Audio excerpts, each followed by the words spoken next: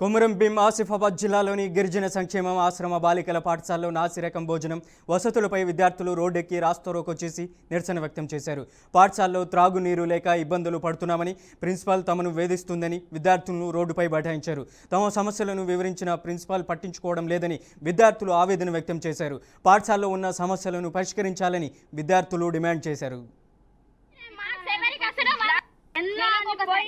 Madam దగ్గర పోతే కూడా ఏం పట్టించుకుంటలేరు సార్. ప్రిన్సిపల్ మేడం అసలు ఏం పట్టించుకుంటలేరు.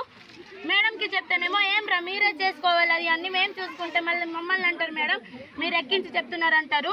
దేని గురించి మాట్లాడినా మేడం ఇప్పుడు మేము 9th క్లాస్ వెళ్ళి మాట్లాడితే మాత్రం ఎనీ టైం 9th క్లాస్ అంటారు. బాగా టార్గెట్ చేస్తారు మేడం. ప్రాపర్ గా రాదు.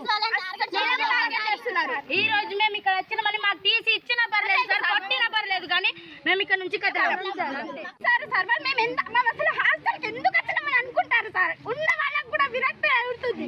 ఏమన్నా అడగడానికి వెళ్తే టెక్స్ట్ బుక్లు పట్టుకొని కిందికి రమ్మంటున్నారు సార్. మాకు ప్రతిగా మొత్తం స్టడీనే అంటున్నారు. మొన్న ఫేర్వెల్ గురించి వెళ్తేనే టెక్స్ట్ బుక్లు పట్టుకొని కిందికి రమ్మన్నారు.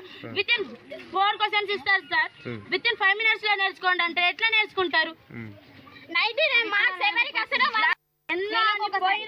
మేడం దగ్గర పోతే కూడా ఏం పట్టించుకుంటలేరు సార్. ప్రిన్సిపల్ మేడం అసలు ఏం